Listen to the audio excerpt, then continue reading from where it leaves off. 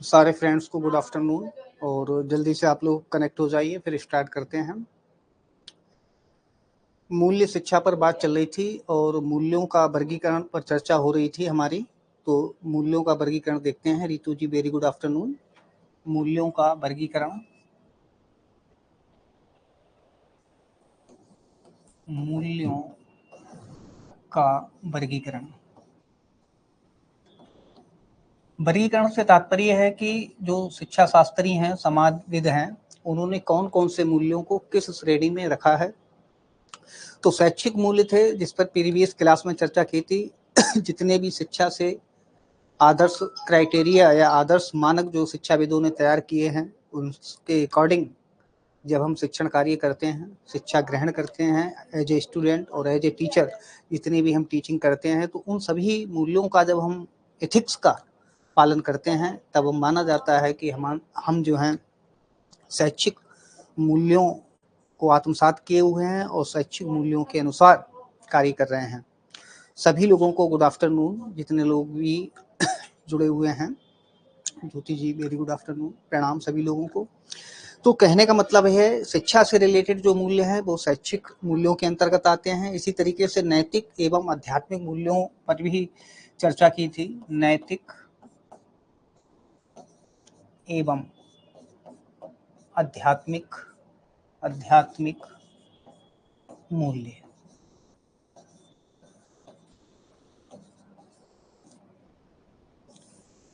नैतिक मूल्यों से तात्पर्य होता है जो नीति सम्मत होते हैं, जैसे ईमानदारी,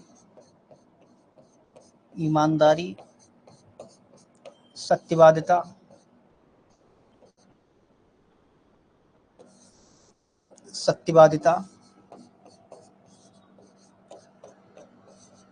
दया, प्रेम, करुणा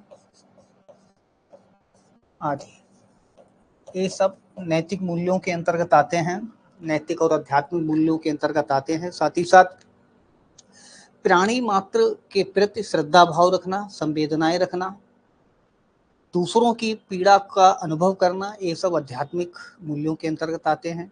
ठीक इसी प्रकार से सामाजिक एवं राजनीतिक मूल्य होते हैं। सामाजिक एवं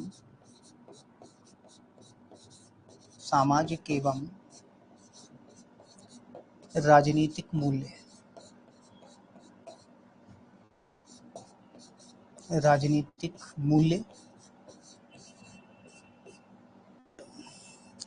समाज में व्यक्ति सहकारिता के साथ रहता है, अपनी सामाजिक आवश्यकताओं की बात करता है, और मनुष्य एक सामाजिक प्राणी है। अरस्तु ने कहा था कि मनुष्य एक सामाजिक प्राणी है और समाज से बाहर या प्रेत रह सकता है या संत रह सकता है। तो मनुष्य में सामाजिक गुण, परोपकारिता, सहकारिता, एक दूसरे के सहयोग करना, इन सब गुण जो हैं, मूल्य हैं, सामाजिक मूल्य हैं। वहीं निंदा, दुर्भावना रखना, ये मूल्य नहीं है, ये अवगुण हैं।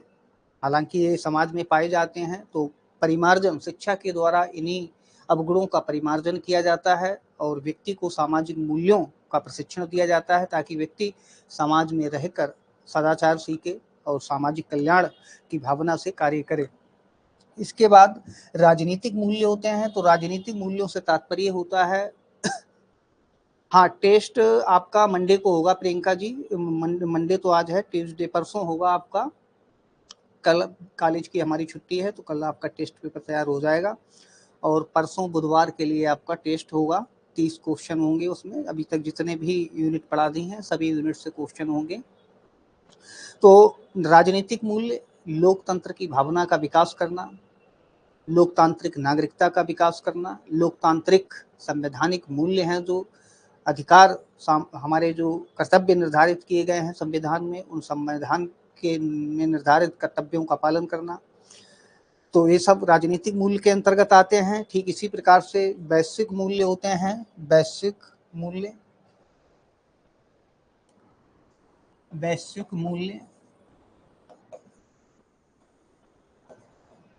Global values. जैसा कि सर्वविदित है कि ग्लोबल विलेज की अवधारणा इस समय है, सभी देश एक दूसरे से आर्थिक सामाजिक ताने बाने से जुड़े हुए हैं, आवश्यकताएं हैं एक दूसरे से, इसलिए अंतर्राष्ट्रीय की जो भावना है सद्भावना उसका विकास करना, सभी देशों के प्रति सम्मान का भाव रखना, ये सब इस तरीके की जितनी भी अंतर्राष्ट्रीय बोध की बातें होती हैं ये सब हमारे अंतर्राष्ट्रीय मूल्यों के अंतर्गत आती हैं। और भारत की संस्कृति भी रही है वसुधैव कुटुंबकम की, सर्वे भवन्तु सुखना की, तो भारतीय संस्कृति में भी अंतर्राष्ट्रीय सद्भावना की बात छिपी हुई है। रविन्द्रनाथ टैगोर ने भी अंतर्राष्ट्रीय सद्भावना के विकास की बात की गई थी। तो इस तरीके से ये सब हमारे ग्लोबल वैल्यूज हैं। वैज्ञानिक मूल्य होते हैं, वैज्ञानिक मूल्य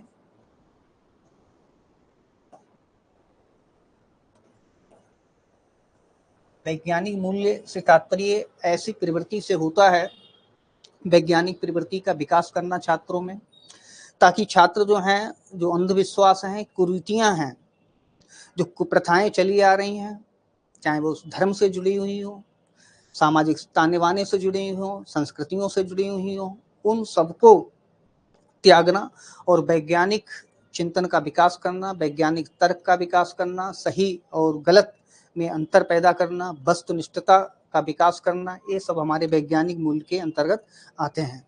इसके बाद सांस्कृतिक मूल्य होते हैं। सांस्कृतिक मूल्य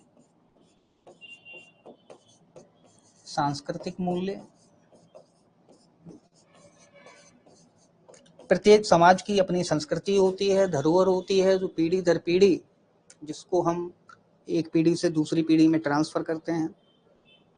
तो अपनी संस्कृति का संरक्षण करना, उसको बनाए रखना और उसको आगे बढ़ाना, ये सब सांस्कृतिक मूल्यों के अंतर्गत आते हैं। सांस्कृतिक मूल्यों में व्यक्ति की खान पान की विधियां, रहन सहन, वेशभूषा, ये सब सांस्कृतिक वैल्यूज हैं और जो संस्कृति सम्मत हैं उनका हमें विकास करना है और यही सांस्कृतिक वैल्यूज के अंतर्गत आते हैं। फिर आते हैं हमारे पर्यावरणीय मूल्य। पर्यावरणीय मूल्य जो एनवायरमेंटल वैल्यूज हैं, पेड़ पौधों के प्रति प्रकृति प्रेम जागृत करना, पशु पक्षी जीव जंतुओं के प्रति दया का भाव रखना, उनका संरक्षण करना, तो ये सब हमारे पर्यावरणीय मूल्य हैं। और पर्यावरणीय मूल्य जो हैं इनका पालन करना बहुत ही अनिवार्य है, क्योंकि अगर पर्यावरण के साथ हम थोड़ी सी भी टैंपरिंग करते हैं, छेड़छाड़ करते हैं, तो इसके परिणाम हमें नकारात्मक मिलते हैं, जिसको संपूर्ण धरातल को ये परिणाम भुगतने पड़ते हैं। इसलिए पर्यावरणीय मूल्य हैं और इनका संरक्षण बहुत जरूरी है। इसके बाद आते हैं भौतिक मूल्य।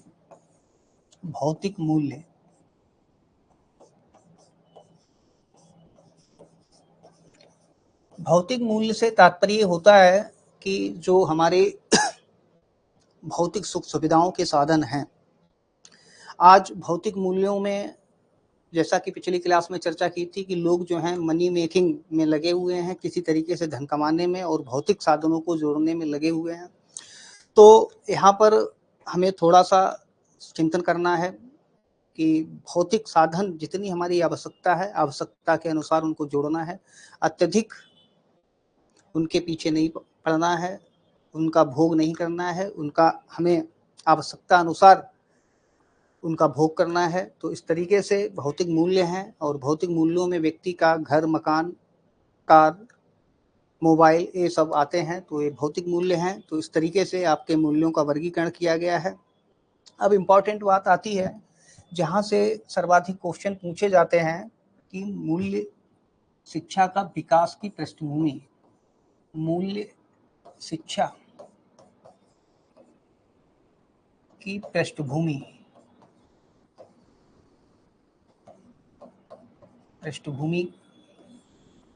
से क्वेश्चन पूछे जाते हैं। नैतिक एवं मूल्य शिक्षा की पृष्ठभूमि, जैसा कि एक क्लास में हमने आप लोगों के साथ डिस्कस किया था कि भारत की जो शिक्षा प्रणाली थी, प्राचीन शिक्षा प्रणाली थी, मूल्य प्रधान शिक्षा प्रणाली थी। धार्मिक निर्देशों की शिक्षा दी जाती थी और लोगों के चरित्र निर्माण पर विशेष बल दिया जाता था। चरित्र निर्माण करना, अच्छी आदतों का विकास करना शिक्षा का उद्देश्य होता था और भावी जीवन के लिए बच्चों के लिए तैयार किया जाता था। कालांतर में भारत पर विदेशी आक्रमण हुए और विदेशी आक्रमणों में सर्वाधिक मूल्य नैतिक शिक्षा का जो ह्रास हुआ वो अंग्रेजी शिक्षा प्रणाली से हुआ। अंग्रेजों ने पश्चिमी ज्ञान विज्ञान की शिक्षा को प्रेफरेंस दिया और इस प्रेफरेंस के कारण भारतीय जो थे अपनी सांस्कृतिक धरोहर को धीरे धीरे त्यागने लगे, अपनी संस्कृति को त्यागने लगे और पश्चिमी सभ्यता के ज्ञान विज्ञान का अनुसरण करने लगे और उसको ही सत्य मानने लगे। अस्तित्ववाद, भौतिकवाद का जो प्रादुर्भाव हुआ, इस अस्तित्ववाद, भौतिकवाद और फ्राइडवाद के प्रादुर्भाव ने नैतिक मूल्यों पर सर्वाधिक चोट या प्रहार किया। लेकिन बाद में अंग्रेजों ने ही सबसे पहले नैतिक और मूल्य शिक्षा की वकालत की। 1929 में हैटांग कमेटी 1929 में हैटांग कमेटी ने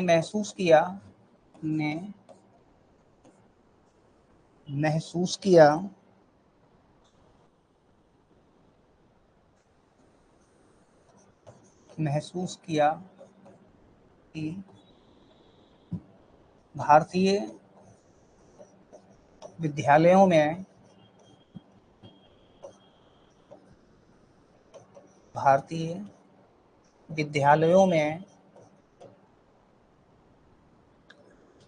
धार्मिक निर्देशों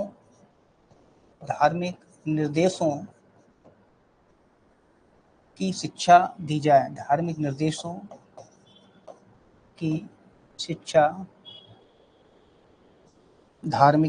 की शिक्षा दी जाए। तो इस तरीके से हैटांग कमेटी में धार्मिक निर्देशों की शिक्षा की वकालत की गई। वर्धा सम्मेलन में 1937 में वर्धा सम्मेलन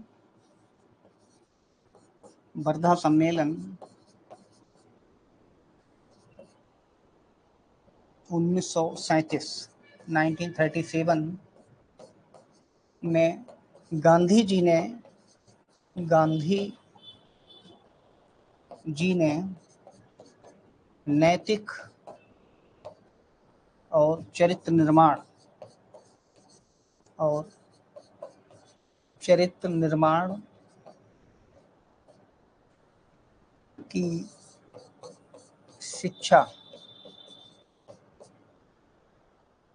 शिक्षा की वकालत की।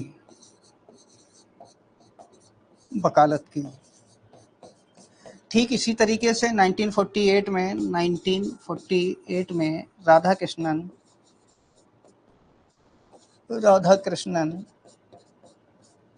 आयोग ने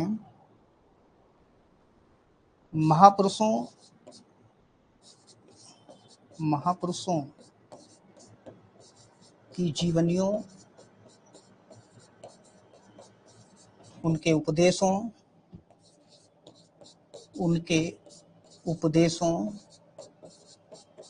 प्रवचनों को पाठ्यक्रम में शामिल करने की बात की। पाठ्यक्रम में शामिल करने की बात की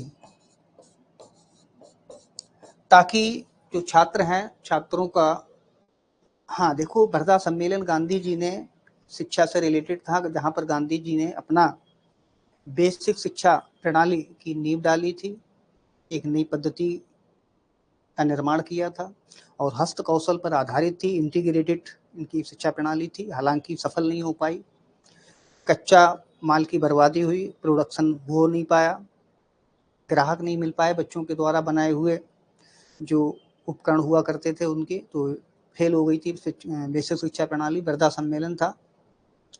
तो यहाँ पर ध्यान देना है, ये ऐतिहासिक पृष्ठभूमि है। 1929 में हैटांग कमेटी ने महसूस किया कि भारतीय विद्यालयों में धार्मिक निर्देशों की शिक्षा दी जाए। दूसरा वर्धा सम्मेलन 1937 में गांधी जी ने नैतिक और चरित्र निर्माण की शिक्षा की वकालत की। 1948 में राधा कृष्णन आयोग ने ये सिफारिश की कि महापुरुषों की जीवनियाँ, उनके उपदेश और प्रवचनों को पाठ्यक्रम में शामिल किया जाए और ये प्राथमिक स्तर से लेकर विश्वविद्यालय स्तर तक इनको इस तरीके से शामिल किया जाए ताकि बच्चों का नैतिक विकास हो सके, उनके चरित्र का निर्माण हो सके। तो ये ऐतिहासिक पृष्ठभूमि है। ठीक इसी प्रकार से 1959 में भारत सरकार ने 1959 में भारत सरकार ने श्री प्रकाश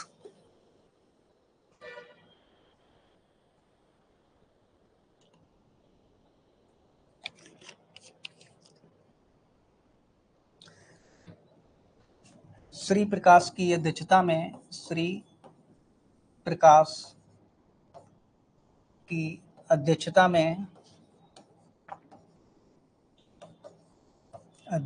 में एक समिति गठित की, एक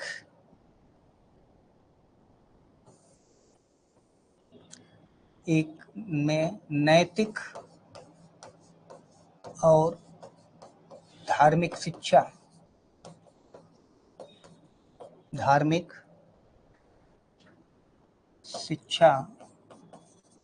के लिए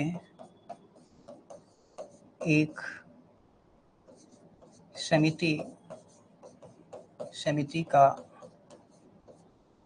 गठन किया।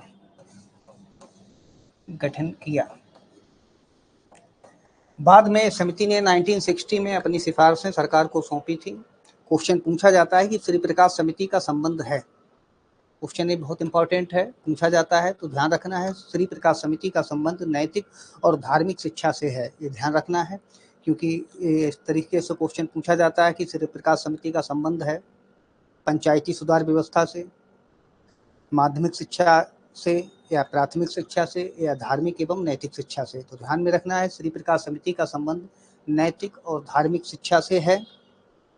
1970 में एनसीईआरटी ने एक सम्मेलन किया। 1970 में एनसीईआरटी ने एक सम्मेलन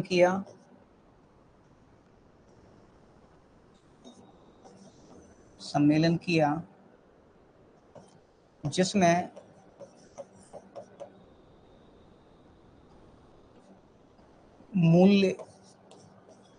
मूल्यों का वर्गीकरण किया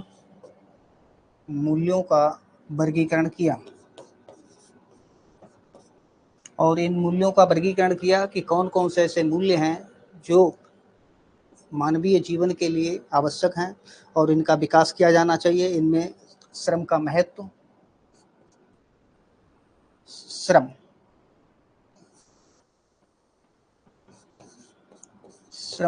महत्व, ये मूल्य निर्धारित किया एनसीईआरटी ने। डिग्निटी ऑफ लेबर, सामाजिक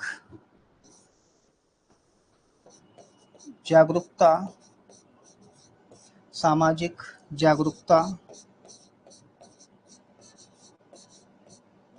और उत्तरदायित्व की भावना का विकास। सामाजिक जागरूकता और उत्तरदायित्व।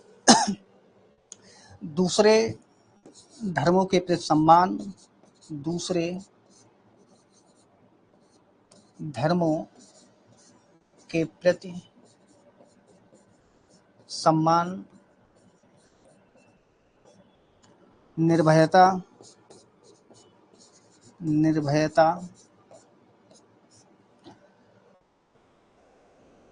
सत्यवादिता,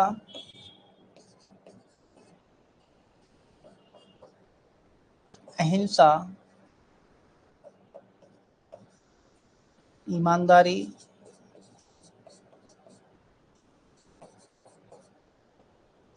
ये मूल्य निर्धारित किए गए थे। सेवा की भावना, सेवा, तो ये ध्यान में रखना है, ये मूल्य हैं जो एनसीईआरटी ने 1970 में एक सम्मेलन कॉन्फ्रेंस की थी, आयोजित किया था, कॉन्फ्रेंस का आयोजन किया था, और उस आयोजन में ये महसूस किया गया कि शिक्षा के द्वारा छात्रों में निम्न मूल्यों का विकास किया जाना चाहिए, जैसे श्रम का महत्व, सामाजिक जागरूकता और उत्तरदायित्व, दूसरे धर्मों के प्रति सम्मान या आदर की भावना, निर्भयता, निर्भयता का मतलब होता है किसी प्रकार का डर न रखना, और न केवल वास्तविक जगत में से डर, जैसे मृत्यु का डर, बीमारी का डर या दूसरे दुश्मन का डर, किसी भी प्रकार का कोई भी डर ना रखना निर्भयता कहलाता है। बहुत सारे लोग होते हैं उन्हें बीमारी का भय रहता है जिससे वो परेशान चिंतित रहते हैं, तो किसी भी प्रकार का फियर नहीं होना चाहिए, ये भी एक मूल्य है। और रविन्द्रनाथ टैगोर ने इस पर एक पोइम भी लिखी थी, फियरलेस माइंड पर। तो इस तरीके से ये बहुत महत्वपूर्ण मूल्य है, इनका विकास किया जाना चाहिए।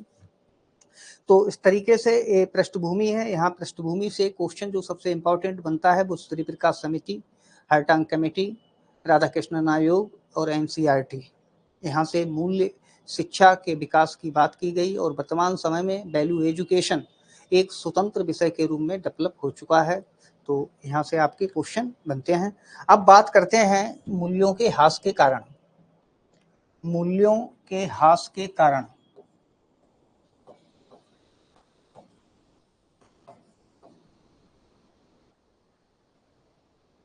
ह्रास के कारण क्यों भारतीय संस्कृति में या भारतीय मानव में मूल्यों का ह्रास हुआ है, क्या कारण है? कुछ कारण आप लोग बताएं, फिर कंटिन्यू रखते हैं क्लास। मीना जी हैं स्क्रीन पर, प्रियंका जी हैं, और संतोषी नेगी जी हैं, ज्योति जी हैं। एक एक कारण आप लोग बताएं, फिर बात करते हैं। देखिए, ये जो पेडागॉजिकल एनालिसिस होते हैं ये विषय बोध पर आधारित होते हैं। यहाँ रटना कुछ नहीं है, विषय बोध करना है, समझना है कि मूल्य क्या है और ह्रास के कारण कौन कौन से हैं। क्वेश्चन यहाँ से बनता है, मूल्य शिक्षा से जहाँ जहाँ से क्वेश्चन पूछे जाते हैं वो मैंने आपको बता दिया है। यहाँ से भी एक क्वेश्चन पूछा जाता है कि वर्तमान परिस्थितियों में भारतीय शिक्षा प्रणाली में या भारतीय मानव जीवन में मूल्यों के ह्रास के कौन कौन से कारण हैं, या निम्नलिखित में से कौन सा एक कारण नहीं है। तो यहाँ से क्वेश्चन पूछा जाता है।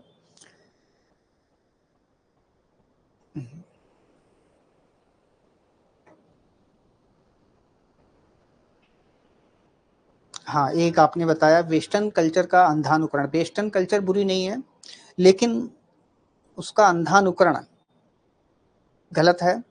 वेस्टर्न कल्चर में भी कुछ वस्तुनिष्ठता है, अगर उस वस्तुनिष्ठता का हम अनुपालन करते हैं तो निश्चित रूप से हमें लाभ मिलेगा।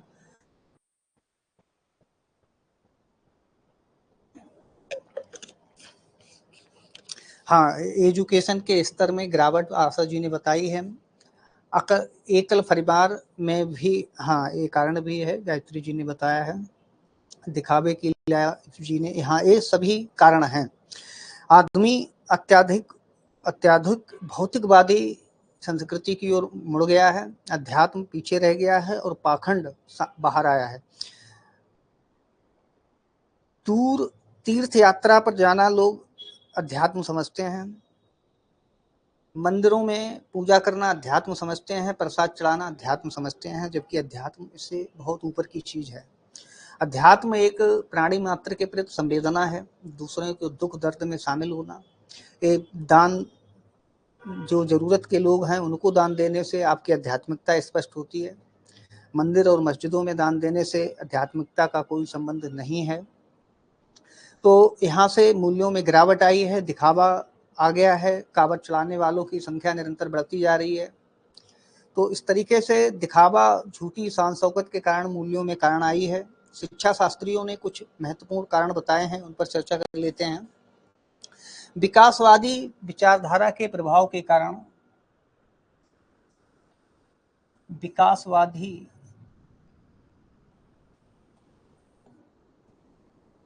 विचारधारा के कारण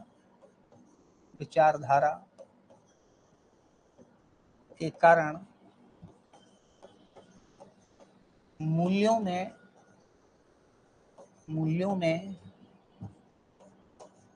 गिरावट आई है।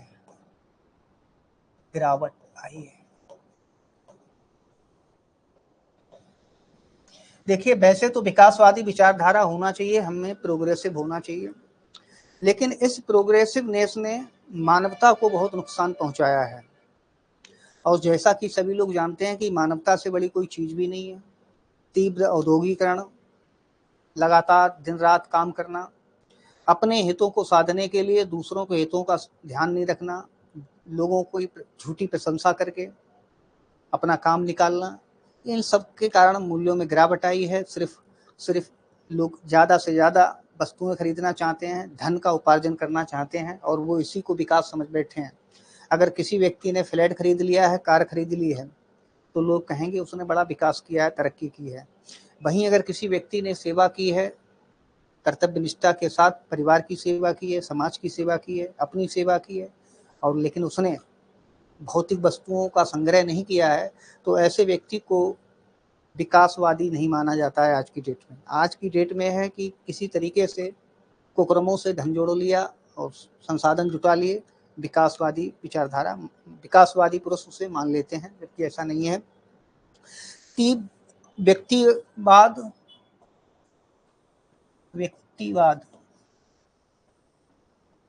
अस्तित्ववाद,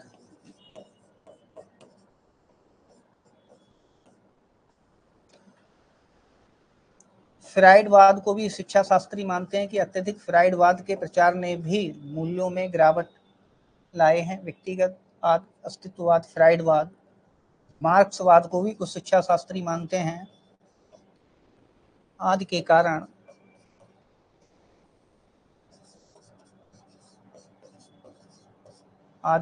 मूल्यों में गिरावट।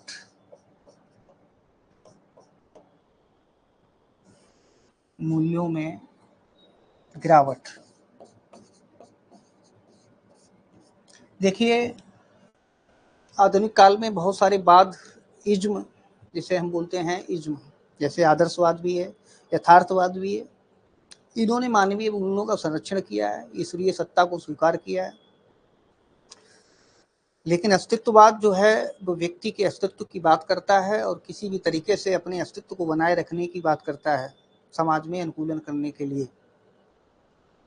अब व्यक्ति किसी भी तरीके से, जब व्यक्ति ये सोच डेवलप कर लेता है, तो फिर वो अच्छाई और बुराई में अंतर करना छोड़ देता है। इसके कारण लोगों में मूल्यों में गिरावट आई है। व्यक्तिवाद, व्यक्ति जो है अपने माता पिता को भी अब नहीं सोच रहा है कि इसका भी विकास हो, भाई का विकास हो, बहन का विकास हो, हमारे छात्र का विकास हो या हमारे मित्र का विकास हो। अब लोगों की ये सोच नहीं रही। लोग अपने इंडिविजुअलिज्म का शिकार हो गए हैं। वो किसी भी तरीके से सिर्फ और सिर्फ अपने बारे में सोचते हैं, और कुछ ज़्यादा सोच लेते हैं तो अपने परिवार के बारे में सोच लेते हैं, और परिवार में भी पति पत्नी और बच्चे। तो इसके कारण मूल्यों में बहुत गिरावट आई है। फ्राइडवाद को भी कुछ शिक्षा शास्त्री मानते हैं कि विज्ञान, जब ज़्यादा व्यक्ति तर्क लगाता है, ज़्यादा बौद्धिकता का इस्तेमाल करता है, तो वहाँ पर भी व्यक्ति भ्रमित हो जाता है। जो हमारे शाश्वत मूल्य हैं उनको तर्कों के आधार पर गलत सिद्ध कर लेता है, जिसकी वजह से कुछ आस्थाएं ऐसी होती हैं कि अगर पर्दे के पीछे से भी कोई आस्था है जिसके कारण हम बुरे कर्मों को करने से डरते हैं, तो वो आस्था अगर शून्य है फिर भी उसको हमें मान लेना चाहिए। तो इस तरीके से अत्यधिक चिंतन और तर्क और बौद्धिकता के कारण भी मूल्यों में गिरावट आई है। मार्क्सवाद एक विचारधारा है, इसके कारण ये भी व्यक्तिगतवाद पर है, यहाँ से भी मूल्यों में गिरावट आई है। तो ये कारण है। इसके अलावा जो तीव्र औद्योगिकरण को भी शिक्षा शास्त्री मानते हैं। तीव्र औद्योगिकरण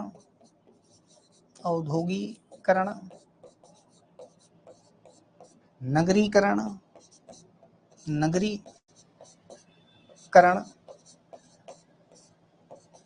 के कारण मूल्यों में गिरावट आई है। जैसा कि अभी आप लोगों में किसी ने बताया कि एकल फैमिली, न्यूक्लियर फैमिलीज पहले ज्वाइंट फैमिलीज हुआ करते थे, वहाँ पर मूल्य अधिक डेवलप होते थे, संस्कार डेवलप होते थे। एकल परिवार में लोग जो है दादा दादी या नाना नानी के जो संस्कार होते हैं बच्चे उनसे वंचित हो जाते हैं, उनकी कहानियों से वंचित हो जाते हैं। ये इंस्टीट्यूशन हुआ करते थे संयुक्त परिवार में, जो हमारे दादा दादी या अन्य लोग हुआ करते थे, बुजुर्ग लोग, एक अनौपचारिक इंस्टीट्यूशन हुआ करते थे। संसार का ज्ञान यहाँ से ही हमें मिलता था। दया, करुणा, प्रेम, सहयोग की भावना, मिलजुल कर रहना, सहकारिता, जो आजकल विद्यालयों में कृत्रिम तरीके से सिखाई जा रही है। पहले ज्वाइंट फैमिलीज में बच्चों को गॉड गिफ्टेड तरीके से मिल जाती थी, जिसको अब लोग जो हैं सेमिनार आयोजित किए जा रहे हैं जिसके लिए। तो यहाँ से गिरावट आई है।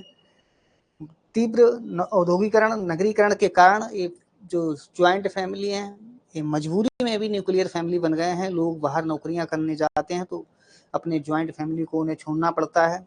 तो इसके कारण भी मूल्यों में गिरावट आई है। असुरक्षा की बढ़ती हुई भावना, असुरक्षा की बढ़ती हुई भावना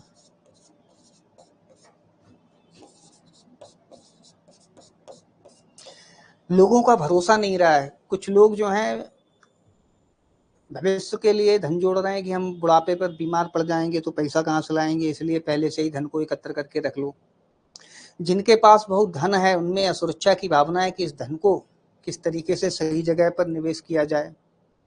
लोगों पर भरोसा नहीं रहा है और लोग अब भरोसे के काबिल भी नहीं बचे हैं, क्योंकि हर आदमी जो है किसी न किसी प्रकार से धन का उपार्जन करना चाह रहा है। तो असुरक्षा, चाहे वो मानसिक रूप से असुरक्षा हो या भौतिक रूप से असुरक्षा हो, सब लोग असुरक्षित महसूस कर रहे हैं। छात्र भी असुरक्षित महसूस कर रहा है, वो इसमें तनाव में रहता है कि आगे चलकर हम क्या करेंगे।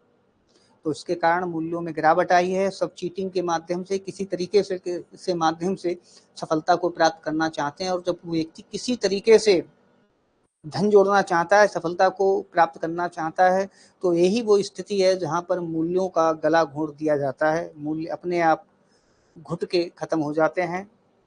आगे असुरक्षा की भावना और वर्क कल्चर की का स्थान, वर्क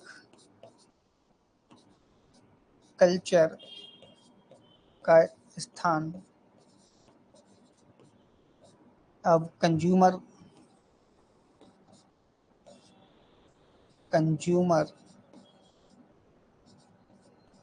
कल्चर ने ले लिया है। लोग अधिक से अधिक भोग करना चाहते हैं, उनमें संतोष की भावना खत्म हो चुकी है। और जिस व्यक्ति में संतोष की भावना खत्म हो जाती है और ला की प्रवृत्ति आगे बढ़ जाती है, अधिक से अधिक भोग करने की प्रवृत्ति बढ़ जाती है, तो वहाँ पर सारे मूल्य अपने आप सहज रूप से खत्म हो जाते हैं। तो इसके अलावा और भी कारण बताए हैं विद्वानों ने, जैसे तर्क और बौद्धिकता का अधिक प्रयोग। तर्क और बौद्धिकता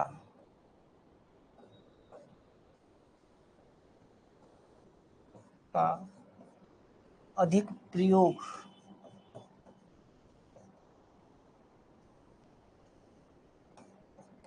एक कारण है जिसके कारण लोग जो है भगवान के अस्तित्व को ही नकार देते हैं। दुनिया में बहुत सारे ऐसे वाद हुए हैं, लोग हुए हैं जिन्होंने भगवान के अस्तित्व पे ही बात खड़ी कर दी। तो अधिक तर्क और विद्वता भी हमारे मूल्यों के पतन के लिए जिम्मेदार होती है। तो यहाँ से क्वेश्चन आपके जरूर पूछे जाएंगे, इसको आप ध्यान रखें। अब बात करते हैं, नया टॉपिक लेते हैं। आपका एक टॉपिक फिनिश हुआ, कक्षा अनुशासन।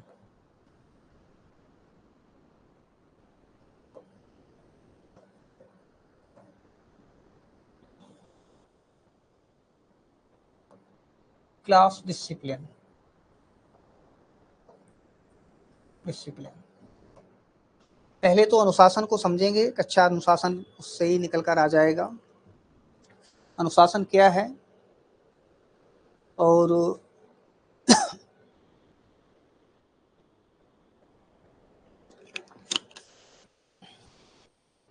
अनुशासन लैटिन भाषा का शब्द है, इस पर भी चर्चा करेंगे। तो सबसे पहले अनुशासन, हम शिक्षा से रिलेटेड अनुशासन पर ही बात करेंगे। अगर हम पुरातन विचारधारा पर जाएं, पुरातन विचारधारा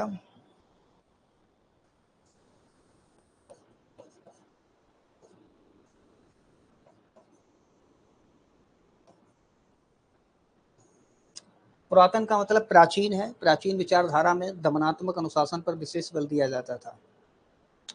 कक्षा में भय का माहौल बनाना, शिक्षक बड़ी बड़ी रोल रखते थे, डंडे रखते थे, प्राचार्य का अलग स्वैग रहता था और बच्चे जो थे उनकी इच्छाओं, उनकी रुचियों का दमन कर दिया जाता था।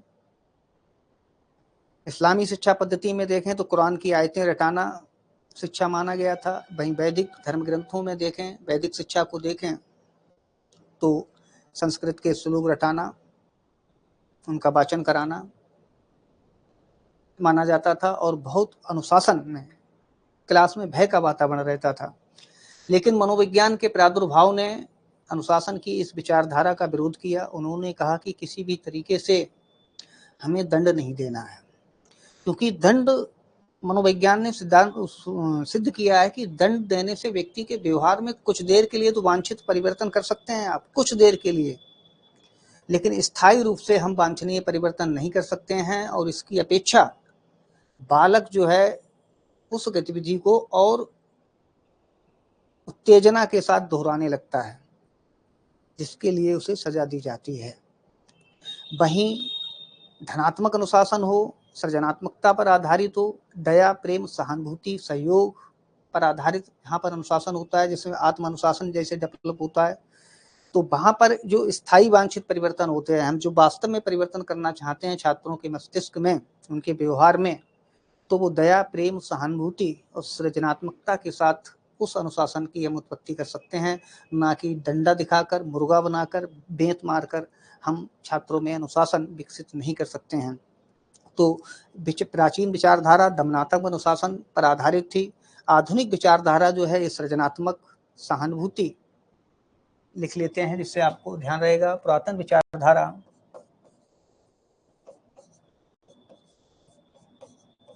विचारधारा कक्षा में भय का वातावरण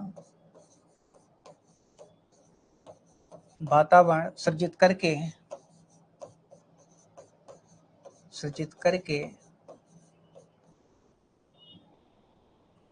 अनुशासित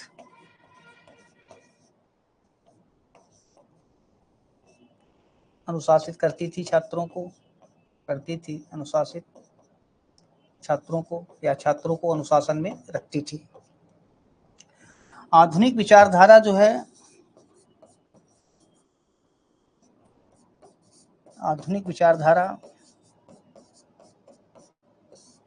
जो अनुशासन की है, ये सृजनात्मकता, निर्माण, सहानुभूति, सहयोग, प्रेम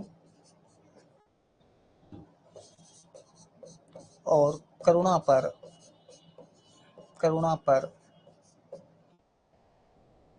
आधारित है,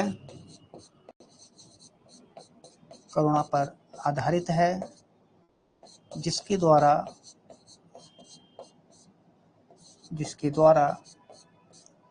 छात्रों में आत्मानुशासन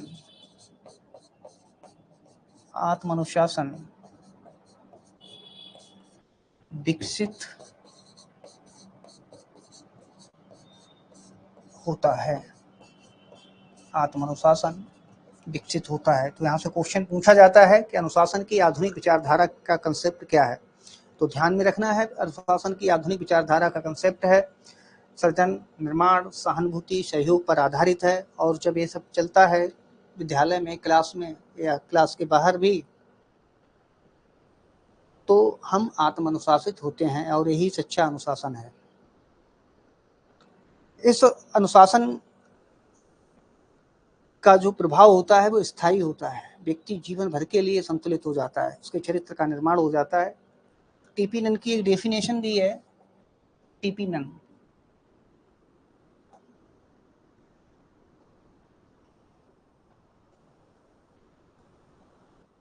सच्चा अनुशासन, सच्चा अनुशासन वही है, सच्चा अनुशासन वही है जिसके द्वारा छात्रों के शरीर, मस्तिष्क,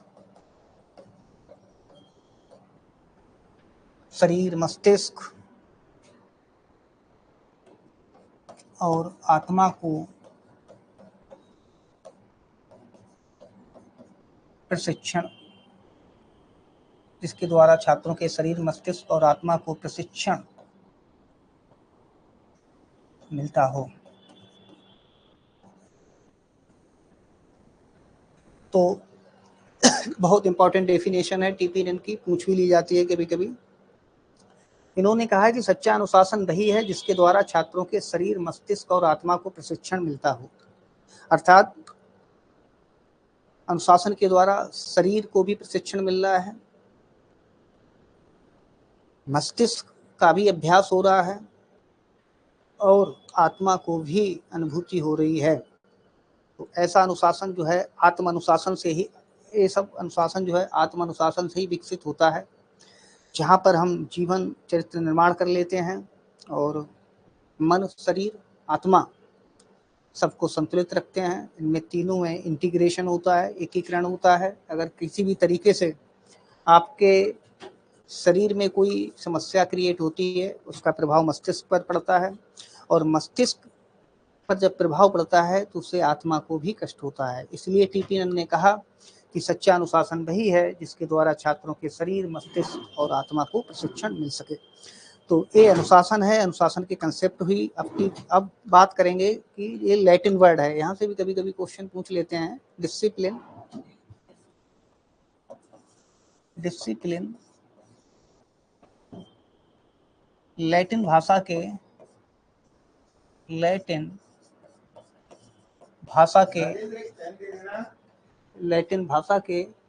डिसिपुलस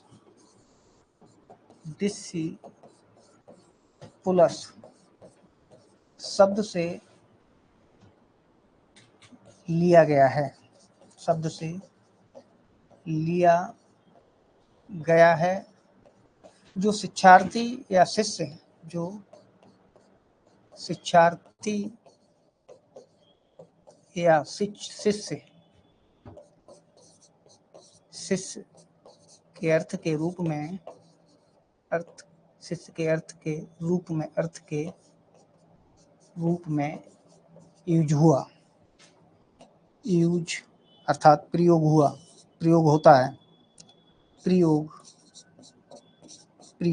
होता है। तो यहाँ पर आपको ध्यान रखना है, दो इंपॉर्टेंट बातें हैं इनमें जहाँ से क्वेश्चन आने की प्रोबेबिलिटी रहती है। लैटिन वर्ड है डिसिपुलस, इससे लिया गया है। डिसिप्लिन अंग्रेजी भाषा का शब्द है और टीपी नन की डेफिनेशन भी इंपॉर्टेंट है। और एक डेफिनेशन और है रायबर्न की, इस पर भी थोड़ी चर्चा कर लेते हैं।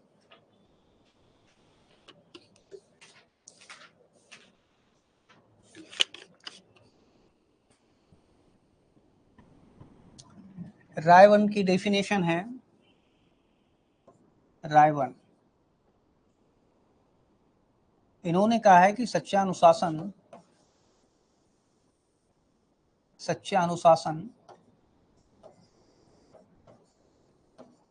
निर्माण करता है, संहार नहीं। सच्चा अनुशासन निर्माण करता है, संहार नहीं, संहार नहीं।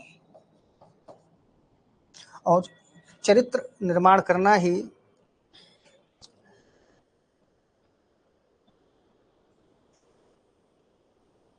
तथा चरित्र निर्माण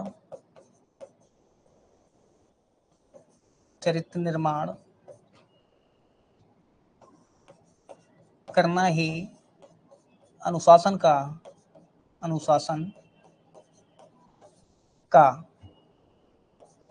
परम लक्ष्य है। अनुशासन का परम लक्ष्य है। तो ये दोनों डेफिनेशन है, ये दोनों डेफिनेशन अनुशासन के अर्थ को पूर्ण रूप से खोल देती हैं, एक्सप्लेन कर देती हैं कि अनुशासन क्या है। कभी कभी लोग सोचते हैं कि छात्रों को डर दिखाकर, भयभीत रखकर और पिन ड्रॉप साइलेंट क्लासरूम में क्रिएट कर देना शिक्षक अपनी बहादुरी समझ लेता है।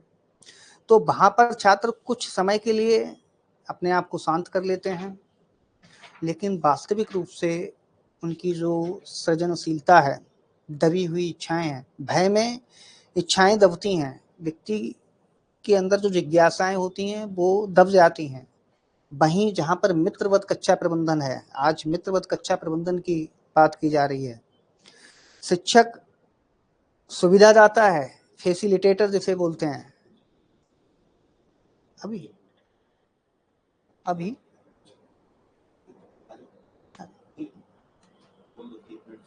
हाँ, 1 मिनट आप लोगों से जीत सर बात करेंगे। आ जाइए। Good evening students. एक्चुअली में इसके बाद पोल साइंस की क्लास होती है 5 बजे से, तो उसमें कॉन्स्टिट्यूशन चल रहा है। कॉन्स्टिट्यूशन आपके यहाँ भी रहा, लेकिन कॉन्स्टिट्यूशन तो एक ही है, लेकिन क्वेश्चन का नेचर बदल जाता है, वहाँ डीपली क्वेश्चन आते हैं। तो भारतीय संविधान से संबंधित आज मैंने 30 क्वेश्चनों पे डिस्कस करना है पॉलिटिकल साइंस के लिए। वो क्वेश्चन आपके लिए भी यूजफुल हैं। अगर आप चाहें तो 5 से 6 वाली जो क्लास होती है वो करीब 40 मिनट का पेपर है, तो क्या मैं आपकी क्लास को अटैच कर दूं? यस या नो करके बताइए आप मुझे।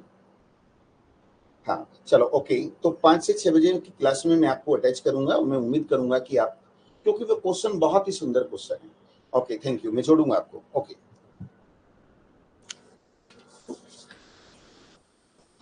हाँ, तो चलिए टॉपिक पर आते हैं। सच्चा अनुशासन पर बात चल रही थी, तो टॉपिक पर आते हैं। तो अनुशासन, मित्रवत कक्षा प्रबंधन की बात चल रही है, क्वेश्चन यहाँ से पूछा जाता है। और मित्रवत कक्षा प्रबंधन में छात्रों की रुचि, रुझान, योग्यता, क्षमता को ध्यान में रखा जाता है। शिक्षक एक सुविधादाता के रूप में छात्रों की लिए मदद करता है, छात्र को गतिविधियों में शामिल करता है। जब छात्र गतिविधियों में शामिल होते हैं तभी उनके अंदर जो क्रिएटिविटी छिपी हुई है वो बाहर निकल कर आती है, और जब उनके कार्य को प्रशंसा मिलती है, उनके गतिविधि में जो उन्होंने परफॉर्मेंस किया है उसकी प्रशंसा मिलती है, पुरस्कार मिलता है, तो धीरे धीरे छात्र का चरित्र निर्माण होता है, वो अनुशासन प्रिय हो जाता है। और वे अनुशासन प्रियता जो उसके अंदर चरित्र में डेवलप होती है, ये फिर क्षणिक नहीं होती है 1-2 साल 3 साल के लिए, फिर वो जीवन भर के लिए अपने आप को अनुशासित कर लेता है। संयम, धैर्य को सुदृढ़ करना ही अनुशासन है। व्यक्ति कभी कभी बहुत जल्दी परेशान हो जाता है, परिस्थितियां विपरीत होती हैं, तो एक अनुशासित व्यक्ति होता है वो विपरीत परिस्थितियों में धैर्य दिखाकर अपने आप को आगे निकाल लेता है। तो ही अनुशासन का उद्देश्य है, और अनुशासन का उद्देश्य जो है वो छात्रों की जो सृजनात्मकता है उसका डेवलपमेंट करना है, छात्रों में धैर्य, संयम, दृढ़ता का विकास करना है, जीवन के लिए तैयार करना है, यही सच्चा अनुशासन है। तो निश्चित रूप से आपको यहाँ से क्वेश्चन मिलेगा। अब बात करते हैं अनुशासन का शाब्दिक अर्थ भी आपने समझ लिया, डेफिनेशन भी पर भी चर्चा हो गई, और प्राचीन अनुशासन, आधुनिक विचारधारा पर भी चर्चा हो गई। अब जो सबसे इम्पोर्टेंट जो ज्वलंत मुद्दा है, इतना थ्योरेटिकल नॉलेज होने के बाद भी हम सब जानते हैं कि सच्चा अनुशासन आत्मानुशासन है, बट इसे डेवलप कैसे करेंगे, सच्चा अनुशासन का हम प्रदर्शन कैसे करेंगे। क्लासरूम में अभी भी टीचर बच्चों को डांट देता है, आंख दिखा देता है, पीट देता है। जब ये तो राइट टू एजुकेशन में भी अब दंड पर रोक लगा दी है कि किसी प्रकार का शारीरिक दंड छात्रों को नहीं दिया जाएगा। शारीरिक दंड जो है बच्चों को और उदंडित कर देता है। कुछ देर के लिए तो आप उनको साइलेंट कर सकते हैं, लेकिन लंबे समय के लिए नहीं। तो महत्वपूर्ण है कि किस तरीके से हम छात्रों में सच्चा अनुशासन विकसित करेंगे, उनको आत्मानुशासन की ओर मोड़ सकेंगे। और क्वेश्चन आपके टॉपिक में भी है क्लासरूम डिसिप्लिन। तो कैसे क्लासरूम डिसिप्लिन होगा, इस पर अब चर्चा करते हैं। कक्षा अनुशासन।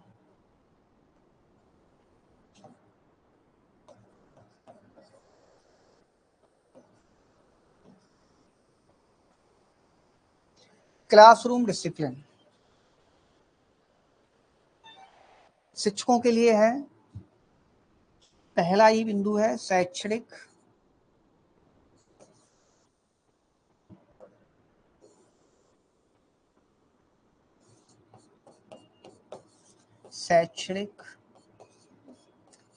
प्रदर्शन को बढ़ाएं। अब शैक्षणिक प्रदर्शन कैसे बढ़ेगा। एक तो नियमित रूप से कक्षा में जाना है टीचर को, नियमित रूप से। जब टीचर डिसिप्लिन्ड होता है तो छात्र उनका अनुकरण करते हैं। और केवल नियमित रूप से कक्षा में जाने से ही आप छात्र अनुशासित नहीं हो जाएंगे। इसके लिए कुछ प्रैक्टिस होती हैं, टेक्निक्स होती हैं जिनका टीचर यूज करता है। जैसे सहायक सामग्री का प्रयोग, सहायक सामग्री का प्रयोग। इनमें सुंदर चार्ट,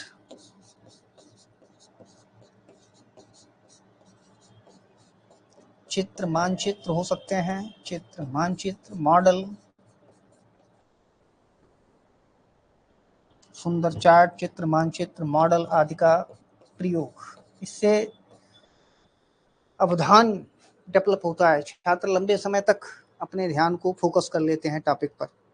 और वहीं केवल हमारा शैक्षणिक प्रदर्शन अच्छा नहीं होता है, हम इनका प्रयोग नहीं करते हैं, तो छात्र कितने भी आप उनके लिए मैसेज करेंगे, भाई listen attentively, focus to me, इधर देखो, कुछ भी बातें करते रहो, उनका अटेंशन डेवलप नहीं होता है, वो फोकस नहीं कर पाते हैं। लेकिन जब हम क्लासरूम में शैक्षणिक प्रदर्शन करते हैं सहायक सामग्री के द्वारा, चित्र मानचित्र मॉडल का, और यहाँ पर एक चीज और ध्यान रखना है कि ये सब सहायक सामग्री हैंडमेड होना चाहिए।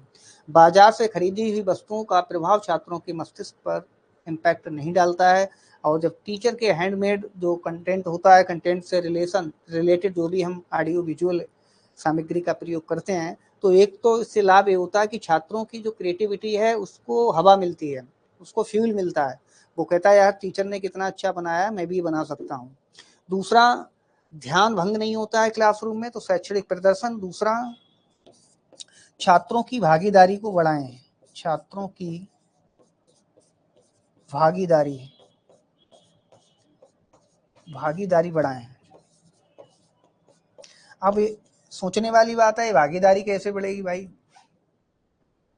भागीदारी बढ़ाने का मतलब है कि ज़्यादा इन्वॉल्व छात्रों का भी हो, प्रश्न पूछते रहना चाहिए छात्रों से, गतिविधियों में शामिल करते रहना चाहिए। इससे छात्र जो हैं उन्हें लगता है कि टीचर कभी भी प्रश्न पूछ सकता है, तो वो बहुत केयरफुल रहते हैं क्लास में और शैतानी नहीं करते हैं। धीरे धीरे हैबिट फॉर्मेशन हो जाता है, अनुशासित हो जाते हैं। तो भागीदारी में बढ़ाना है, सहायक सामग्री का प्रदर्शन करना है, और संप्रेषण स्किल बहुत ही प्यारा रखना है। संप्रेषण स्किल कौशल, संप्रेषण कौशल से तात्पर्य है कि बातचीत मधुर भाषा में हो छात्रों से, और कभी भी किसी भी छात्र की कमेंट नहीं करना है, कॉम्प्लीमेंट करना है। जो कम गति से सीखते हैं उनको सरल क्वेश्चन पूछ के उन्हें आगे मोटिवेट करना है। तो संप्रेषण बहुत जरूरी है। और संप्रेषण के साथ साथ प्रश्न का जो डिस्ट्रीब्यूशन है वो हर छात्र से होना चाहिए। हर छात्र का नाम लेके उसे संबोधित करना है, उसको ये नहीं नीली शर्ट, पीली शर्ट या पीछे बेंच पर बैठे। इन तरीके से अनुशासनहीनता डेवलप होती है, छात्रों के मन में कुंठा, निराशा पैदा हो जाती है। तो पहला ही पॉइंट सबसे इम्पोर्टेंट है, यहाँ से क्वेश्चन पूछा जाएगा 100%। भाषा अलग हो सकती है लेकिन विषय बोधता यही रहेगी। पेडागॉजी में लोग गलती कहाँ से करते हैं, वो ये देखते हैं कि जो किताबों में है या टीचर ने पढ़ाया आया नहीं। पेडागॉजी में आता वही है लेकिन शब्द अलग होते हैं, बोध यही होता है। तो शैक्षणिक प्रदर्शन को बढ़ाने के लिए सहायक सामग्री का उपयोग, सुंदर चार्ट, चित्र, मानचित्र, मॉडल, छात्रों की भागीदारी और संप्रेषण कौशल, और कंटेंट में वस्तुनिष्ठता। कंटेंट में वस्तुनिष्ठता होना चाहिए। जो टॉपिक है, टॉपिक से रिलेटेड ही बातें हों। और जब टॉपिक से रिलेटेड बातों से टीचर इधर उधर हो जाता है तो कुछ छात्र फिर वो अपने पास में बैठे छात्र से बात करने लगते हैं। वो कहते हैं टीचर अभी काम की बात बता ही नहीं रहा है। जब टीचर काम की बात नहीं बताता है तो वो भी अनौपचारिक वार्तालाप में शामिल हो जाते हैं। तो इस तरीके से हम अब इनकी भागीदारिता बढ़ा सकते हैं। अगला है सुरक्षित, अगला पॉइंट भी इंपॉर्टेंट है, सुरक्षित और सहायक वातावरण। सुरक्षित और सहायक वातावरण।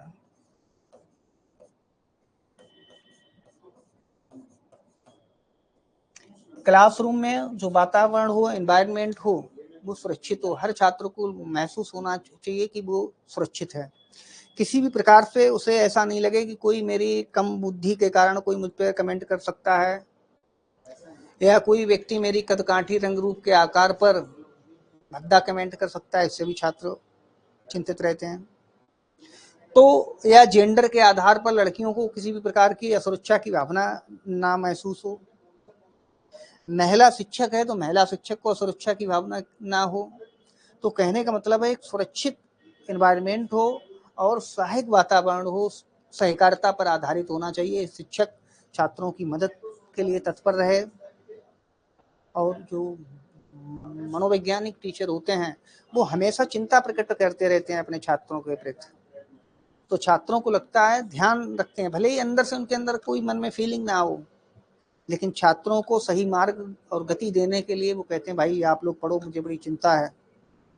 तो छात्रों के अंदर भी करुणा प्रेम उत्पन्न होता है और अनुशासन, आत्म अनुशासन डेवलप हो जाता है। किसी तरीके की फिर कोई समस्या नहीं रहती है। तो सहकारिता, दया, सहानुभूति पर आधारित वातावरण हो, सुरक्षित वातावरण हो, जेंडर के आधार पर, रंग रूप, वेशभूषा या रेस, प्रजाति, जाति के आधार पर किसी भी प्रकार का कोई भी छात्रों को वहां पर डर ना हो कि लोग उनसे कुछ कह सकते हैं। तो इस तरीके से हम अनुशासन बना सकते हैं। फिर है समय प्रबंधन। समय प्रबंधन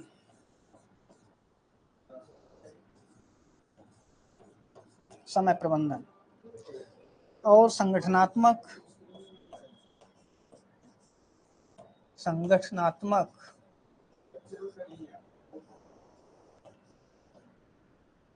कौशलों में सुधार।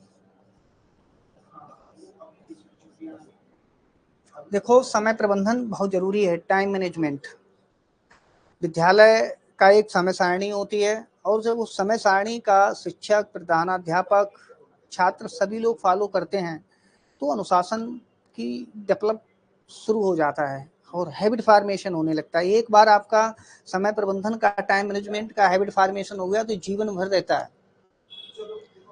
और संगठनात्मक कौशलों में सुधार, विद्यालय में संगठनात्मक कौशलों की बहुत आवश्यकता होती है।